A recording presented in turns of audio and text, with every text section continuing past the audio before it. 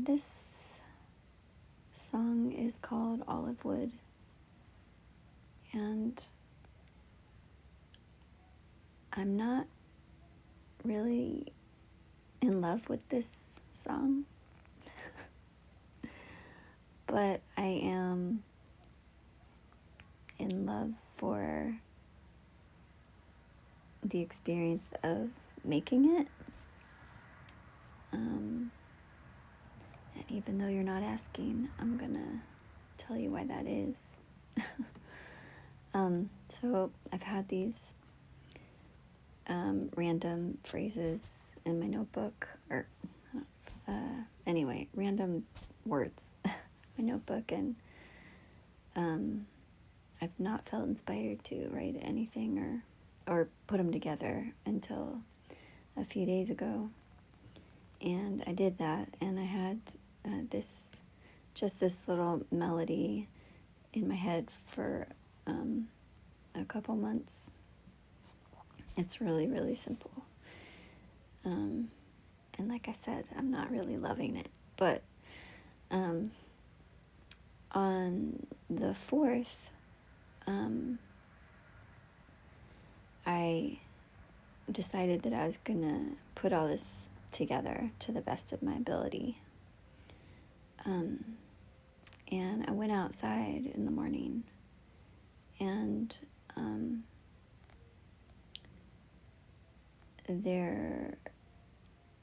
I have a really dilapidated, broken statue of St. Francis out by where we buried our dog, Sita. And there was an iris that bloomed, a white iris. And it was really striking and surprising and beautiful. And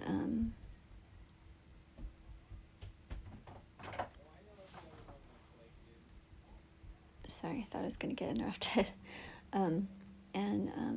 So then I found out just shortly thereafter that it was the feast of St. Francis that day. And so that felt really special to me, that the iris bloomed just then. They usually bloom in the spring, not in October. And so that was like a special thing to me in that moment. And then I was finishing up putting the song together, and there's one verse at the end that came about. Wow, this is getting long, sorry. Anyway, that came about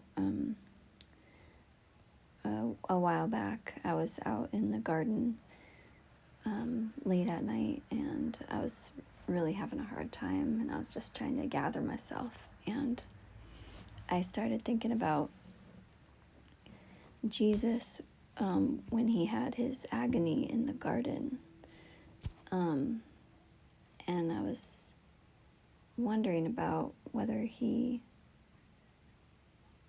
like in the midst of his despair and heartache, if he noticed, like if he would take a pause when he was catching his breath and notice like the beauty around him, like the feel of the ground, or like the plants, the trees, the sound of the wind coming through the trees, whatever, the fragrance of things. I was wondering if he, noticed those things in the midst of his grief. And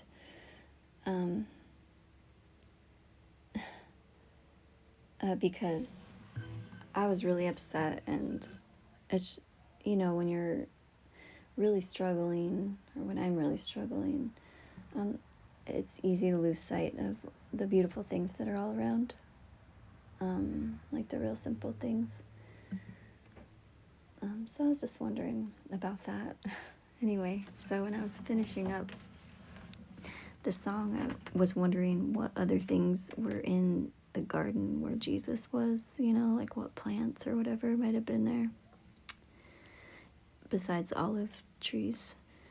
And by the way, the only stuff I know about Jesus really came from Jesus Christ Superstar. I was not raised in a church at all, so my thoughts about Jesus are like really as like the human Jesus, like the person, unattached to religion and stuff like that. So anyway, I started researching the Garden of Gethsemane to see what kind of plants were there, and I found a website that had kind of descriptions of the garden, and there's the olive trees are still there, but then there's other like cultivated flowers now that are growing along the paths, and there are roses and daisies and hibiscus and iris, and that garden is tended by Franciscan monks. So it felt there were a lot of like connecting dots in the making of this song, and the experience like that day, it really carried me through the day, and I was so stoked and just feeling like I was in the right place at the right time, that feeling. It's a really reassuring experience. But the song didn't come out that great. You know what I mean? Like, it's not the best, and it's, I don't know what it is, but it's just kind of like, But I still made it. And I realized after that maybe it doesn't matter that it sucks. Like, maybe it was all meant to happen just so I could have that experience that day. And let that be that. Anyway, so 7 fucking minutes of introduction to a not good song, but anyway, this is it for the Feast of St. Francis. It's called Olivewood.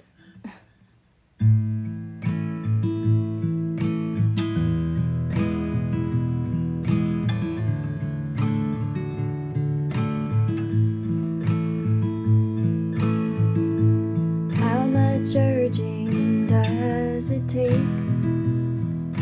for forward motion to commence? Perched up on the fence, waiting for a gust of fearlessness to undo the fingers from the links, wrap them round a rope made of beads. A bit of Theosophists is in my blood. We're pulling agate from the green, and every step is a transition. I will hold your hand, help you walk over these bridges, pull you back from the ledge.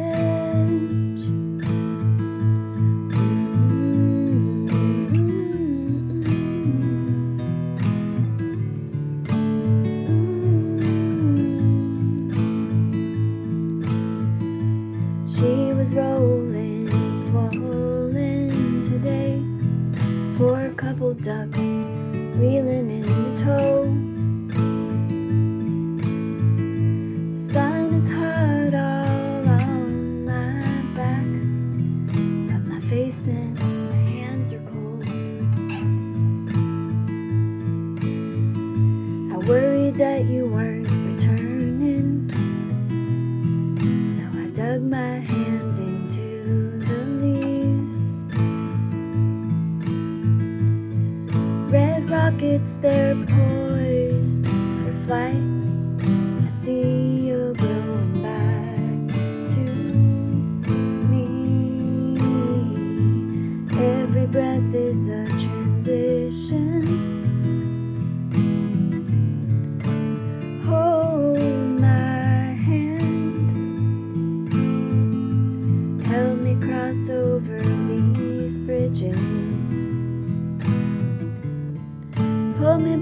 from the ledge.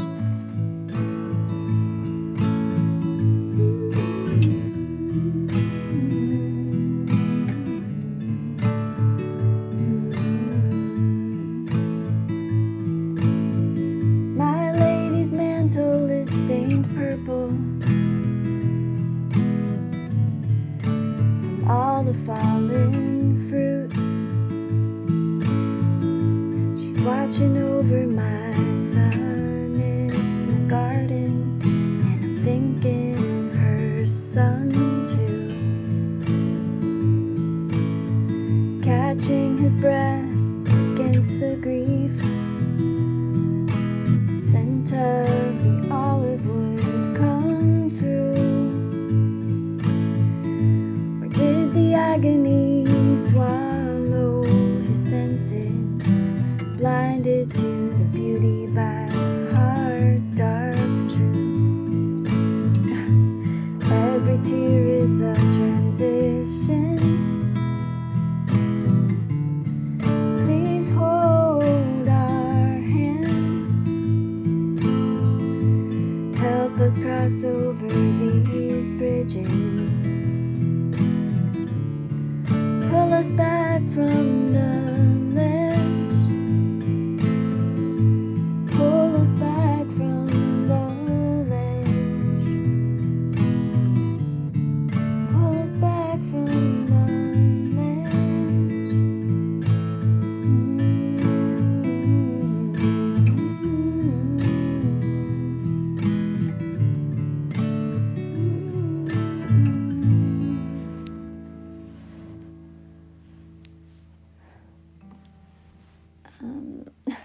That was so lackluster. Sorry. But when I came up with the when I first made that tune, my eldest daughter was here with me, and we were just humming it, and she was humming a beautiful harmony, and I should have just recorded that with no words, and left it at that. And now she's gone back to California, and and I don't have the opportunity, but I'm thinking I should have left it at that. And maybe these words will be better with different music. I don't know, but sorry this song post is so long, and but I just wanted to, I guess, document this thought that for myself, that maybe the magic is just in the experience of creating something and not in the actual creation itself.